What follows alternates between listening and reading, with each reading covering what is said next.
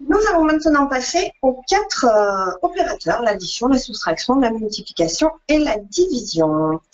Nous allons donc recommencer par l'addition. Il faut reprendre les bases au départ, histoire de réactiver un petit peu tout ça. Après, on ne fera pas forcément des exercices, mais de toute façon, vu que dans les tests psycho, il y a quand même un tiers de mathématiques, il y aura suffisamment d'exercices dans les autres chapitres qui sont à venir pour s'entraîner régulièrement au niveau des additions, soustractions, multiplications et divisions.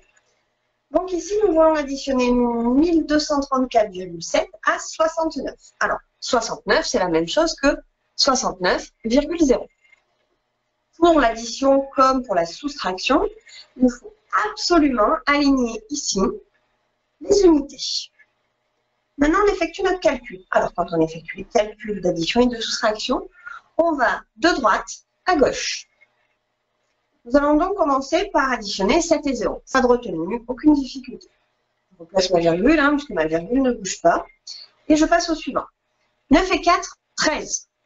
13, je pose mon 3 des unités et je mets mon 1 des retenues de ma retenue de dizaine en haut ici. Maintenant, je vais faire 6 et 3, 9 et 1, 10. Je pose mon 0 des unités, je mets mon 1 des dizaines. 2 et 1, 3. Et 1 plus rien, 1. Ça me donne donc 1303,7. Donc, rappel, on aligne nos unités et puis on fait notre calcul de la droite vers la gauche. En n'oubliant pas, je note mon unité et je mets en haut ma retenue de dizaines sur le chiffre d'après. Nous allons maintenant passer à la soustraction. Nous allons soustraire, je n'ai pas mis de nombre à virgule, mais bon, le principe est le même. Nous allons donc soustraire à 117, 76. Donc 117 moins 76. Ici aussi, je fais mon calcul de droite vers la gauche. 6 aller à 7, ça me fait 1. Aucune difficulté. Je passe au suivant. 7 aller à 1, je ne sais pas faire. Donc, je vais rajouter une petite retenue ici. Et à partir du moment où je rajoute une retenue ici, j'ai sa petite sœur ici, que j'utiliserai après. Du coup, maintenant, le calcul que je fais, ce n'est plus 7 aller à 1, mais 7 aller à 11. Ça me fait donc 4. Je passe ensuite à la colonne suivante. Et donc, j'ai 1. Le 1 s'ajoute au 0. Ma petite retenue s'ajoute au 0. Donc, 1 aller à 1, ça fait 0. Je peux vérifier mon calcul en additionnant ces deux lignes-là. 76 plus 41, je dois retomber sur 117. Si je fais 6 et 1, ça me fait bien 7. Et si je fais 7 et 4, ça me fait bien 11. Voilà pour la soustraction. Passons maintenant au suivant.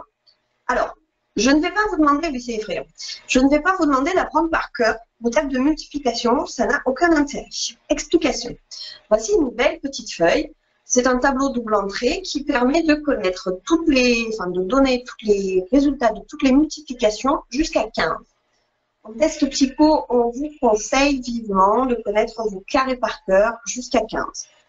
Les carrés parfaits, on y reviendra dans les racines carrées, c'est par exemple 2 fois 2, 3 fois 3, 4 fois 4 et ainsi de suite. C'est en fait la diagonale de ce tableau. Voilà. Ici, j'ai tous mes carrés parfaits. Donc cela, il faut déjà absolument les connaître par cœur, ça aide, puisqu'ils peuvent ressortir assez souvent dès qu'on a des puissances, des racines et ce genre de choses. Qui plus est. Donc, je vous invite grandement à vous imprimer cette feuille et à la garder avec vous à chaque fois que vous ferez des exercices. Parce qu'à force de faire des exercices, votre cerveau va lui tout seul réemmagasiner les tables de multiplication qu'il a appris il y a très très longtemps en fait. Vous voyez sur ce tableau une partie colorée et une partie non colorée. En fait, techniquement parlant, vous avez besoin que de la partie colorée. En effet, si je dois chercher le résultat de 8 fois 4, je peux le prendre ici. Ou je peux le prendre à l'envers en disant 8 fois 4, je le retrouve ici. En fait, à partir du moment où vous prenez la diagonale, ce que vous avez en haut ou en bas, c'est exactement la même chose. C'est juste deux façons de lire. Que je prenne le croisement entre le 4 et le 8 ou que je prenne le croisement entre le 8 et le 4, le résultat sera toujours le même, 8 fois 4, 32. Donc quand vous avez la multiplication, si vous ne vous rappelez pas, parce que vous dites, ouais, mais 8 fois 4, je ne monte pas jusque-là, hop, je prends à l'envers, je dis, 8 fois 4, c'est 4 fois 8, 32. Voilà, donc quoi qu'il en soit, je vous conseille vivement d'imprimer ces tables. Vous trouvez ce genre de tableau sur Internet, ou vous pouvez le récupérer en lien dans les books, avec les books. Quoi qu'il en soit, voilà, imprimez-les, gardez-les avec vous, puis vous verrez que le travail de votre mémoire se fera tout seul petit à petit. Passons maintenant à la multiplication. Pour la multiplication, nous n'avons pas besoin d'aligner les unités, n'est-ce pas, puisque nous traitons les virgules dans un deuxième temps. On s'occupe d'abord d'effectuer l'opération, et une fois qu'on a effectué l'opération, on peut s'occuper des virgules. Donc, pour commencer, je vais prendre le 4 ici, puis je vais le faire multiplier tous les chiffres du haut, toujours de droite à gauche. Donc, c'est parti avec 4 fois 4, 16. Je pose un 6, je retiens 1. Puis, nous allons faire 6 fois 4, 24 et 1, 25. Je pose 5, je retiens 2. 6 fois 4, 24, mais cette fois plus 2, donc 26. J'ai fini mon opération, donc j'écris tout. Je vais maintenant passer au 7 et du coup, le premier chiffre de mon calcul devra être aligné sous le 7. Donc, pour ne pas oublier cette règle, ce que je fais, c'est que je mets un petit point ici. Alors, on peut vous avoir appris aussi à mettre un 0. C'est pareil, peu importe, faites comme bon vous semble. L'important, c'est de ne pas l'oublier. Donc, 7 fois 4, 28. Je pose un 8, je retiens un 2. 6 fois 7, 42 et 2, 44. Je pose 4 et je retiens 4. 6 fois 4, 24. Et, pardon, 7 fois 4,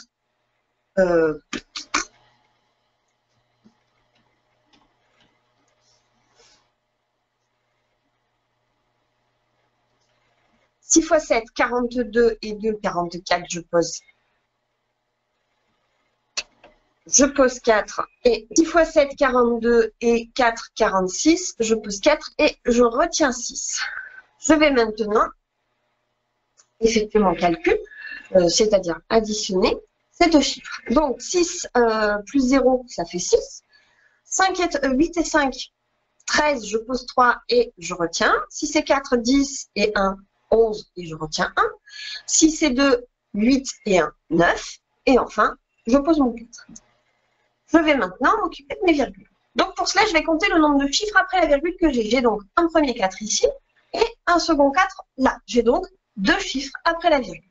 Je vais procéder pareillement, c'est-à-dire que je vais partir de ma droite. Je vais compter, je vais déplacer 2 chiffres après la virgule. Donc, 1, 2, voilà, ma virgule est ici. Donc, 66,4 multiplié par 7,4, ça nous donne 491,36. Voilà pour la multiplication. Passons maintenant à la division. Alors, première étape, on va un petit peu nommer les choses. Donc, ceci, ici, s'appelle le dividende. Ici, on trouve le diviseur. Ce que l'on va trouver ici s'appellera le quotient. Et puis en bas, on peut éventuellement avoir ce qui s'appelle le reste. Bon, on peut vous demander...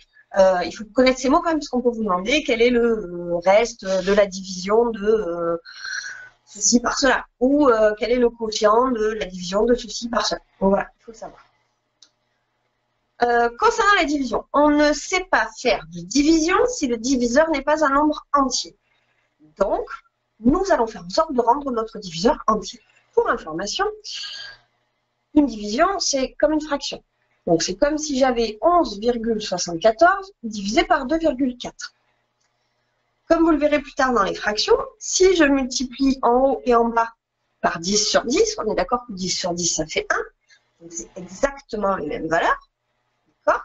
C'est juste que je change l'ordre de grandeur. Du coup, j'obtiens 117,4 sur 24. Le résultat de cette division sera exactement le même que celui de 11,74 sur 2,4. Donc en fait, c'est ce qui explique la méthodologie grâce à laquelle on peut rendre une division entière. Donc ici, en fait, pour pouvoir réaliser cette division, il faudrait que je multiplie mon diviseur, donc 2,4 par 10, et à partir du moment où je multiplie mon diviseur par 10, je multiplie aussi mon dividende, par 10. Du coup, l'opération revient à faire 117,4 divisé par 24. Je vais vous montrer la division à l'aide de ce que moi j'appelle la technique, enfin à l'aide de ce qui s'appelle la technique de la multiplication égyptienne. À vous de prendre cette technique, de prendre la technique classique comme bon vous semble. C'est un petit plus pour ceux qui effectivement sont un petit peu fâchés avec les calculs, ça peut. Donc, dans le coin ici, je fais une petite barre et j'écris 24 d'un côté et 1 de l'autre. En fait, pour trouver les valeurs qu'il va falloir que j'utilise dans ma division, je vais utiliser un système où je n'aurai à faire que des multiplications par deux ou des additions. Alors, pour commencer, je dois chercher combien de fois je vais mettre 24 dans... Alors, dans 11, je ne pourrais pas, c'est plus petit, je mettrai 0. Du coup, je vais chercher dans 117. Alors, je prends donc mon 24, je vais le multiplier par 2. Première étape. Donc, par 2, 24, 2 fois 4, 8, 2 fois 2, 4, aucune difficulté. Bon, pour aller à 117, j'ai encore de la marge. Donc, ce que je vais faire, c'est que je vais de nouveau le multiplier par 2. Si je multiplie 2 par 2, on est d'accord que j'obtiens bien 4.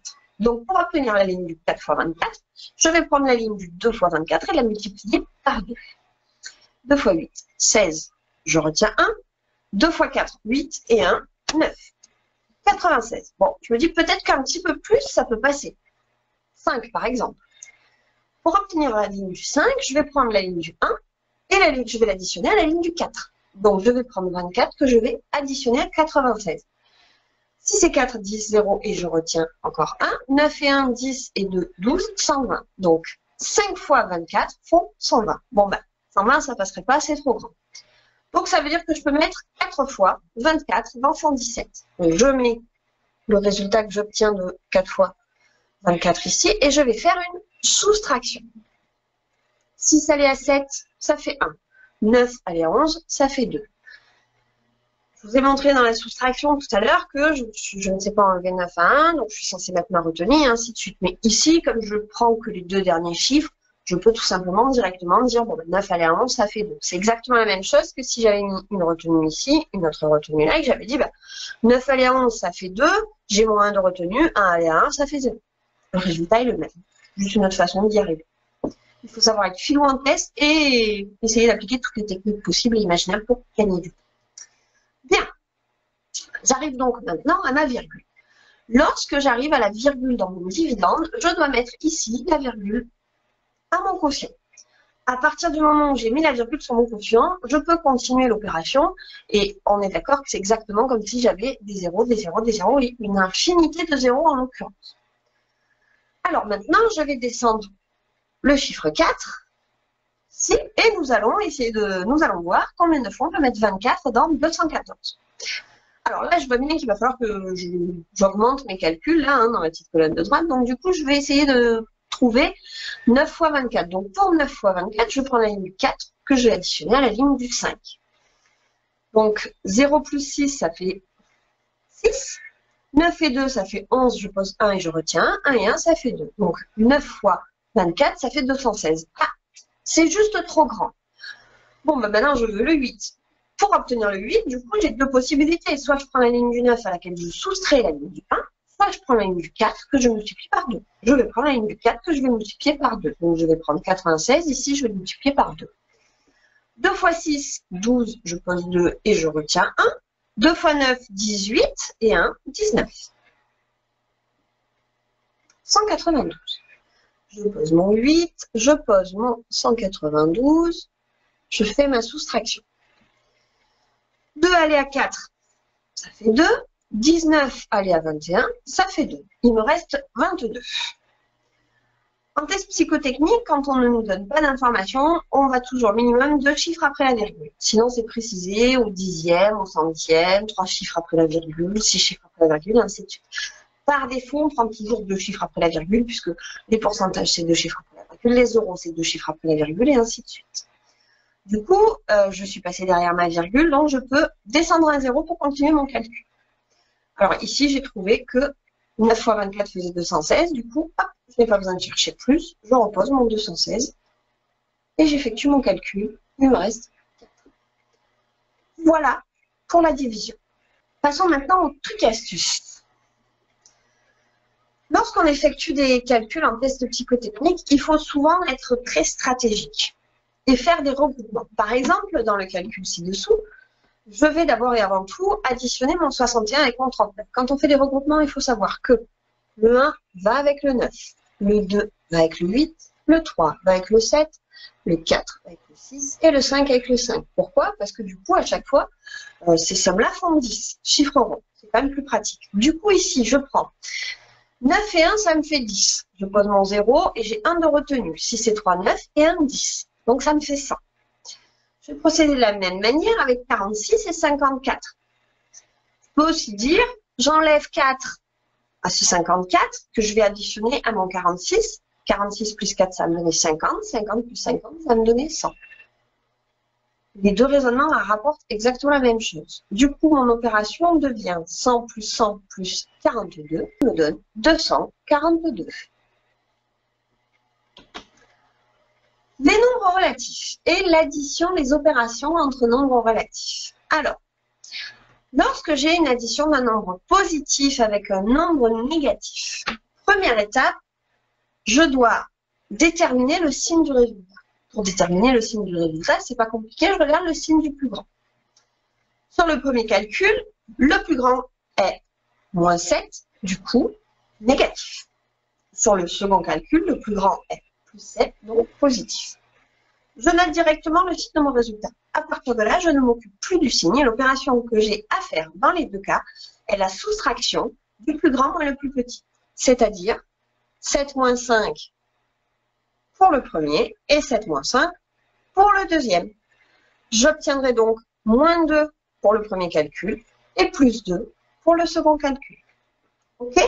Donc, première étape, je détermine le signe du plus grand. Ce sera le signe de mon résultat. Et après, j'effectue la soustraction du plus grand moins le plus petit.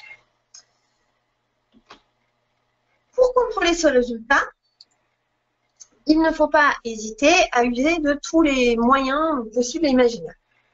Par exemple, en ce qui concerne le premier résultat ici, si j'arrondis grossièrement ce calcul-là et qu'au lieu d'ajouter 914, j'ajoute 1000 à mon résultat, j'obtiendrai 7463. OK? Or, 7463 est plus petit que 7477 alors que j'y ai ajouté un nombre plus grand. Donc, sachant que le résultat que j'ajoute à 6463 est plus petit que 1000, je devrais avoir un résultat au-dessous de celui que j'ai obtenu, ce qui n'est pas le cas. Donc, je suis certaine déjà que ce calcul-là est faux. Même raisonnement avec la multiplication du dessous. Je dois grossièrement multiplier par un chiffre un petit peu plus petit que 100. Donc, ça veut dire qu'à minima, il faudrait que j'obtienne un résultat qui soit plus petit que 7 451 200. En nombre de chiffres qui composent mon nombre, on voit bien qu'il y a un souci. Je ne peux pas avoir un nombre à 5 chiffres quand je multiplie déjà au départ un nombre à 5 chiffres par quelque chose qui est pas loin de 100, puisque je dois obtenir du coup quelque chose, un nombre qui a 7 chiffres. Donc là, pareil, je suis sûre que ce résultat est absolument faux. Pour aider dans les calculs, c'est pas mal aussi de bien connaître ces critères de divisibilité. Vous les retrouvez en annexe à la fin du book. Alors, juste les quelques premiers, il y en a beaucoup, mais les plus importants à connaître. Tout nombre pair est divisible par 2. C'est logique. Si je vous mets n'importe quoi, hein, mais 3404, 7, 8, 2, 9, 2, je sais que ce nombre est divisible par 2 puisqu'il finit par un nombre pair. Pour savoir si un nombre est divisible par 3, j'additionne tous les chiffres qui le composent et si leur somme fait 9, 6 ou 3, ça veut dire que c'est un multiple de 3. Par exemple, si j'additionne 3 plus 6, ça me fait 9. Plus 1, ça fait 10. Plus 2, ça fait 12. 2 et 1, ça fait 3. J'ai repris. En additionnant tous les chiffres, j'obtiens 12. Je réadditionne les deux chiffres qui composent le nombre 12. Ça me fait 3. C'est bien un multiple de 3. Des multiples de 4. Tous les nombres, pardon, dont les deux derniers chiffres sont un multiple de 4, sont des multiples de 4. Par exemple, 24 est un multiple de 4. 124 est un multiple de 4. 3124 est un multiple de 4. 53 124 est un multiple de 4 aussi. Critère de divisibilité de 5 sont multiples de 5. Tous les chiffres sont divisibles par 5. Tous les chiffres qui se terminent par 0 ou par 5. Voilà, c'est les critères à connaître un petit peu. Ça peut permettre parfois d'aider un petit peu à faciliter les calculs.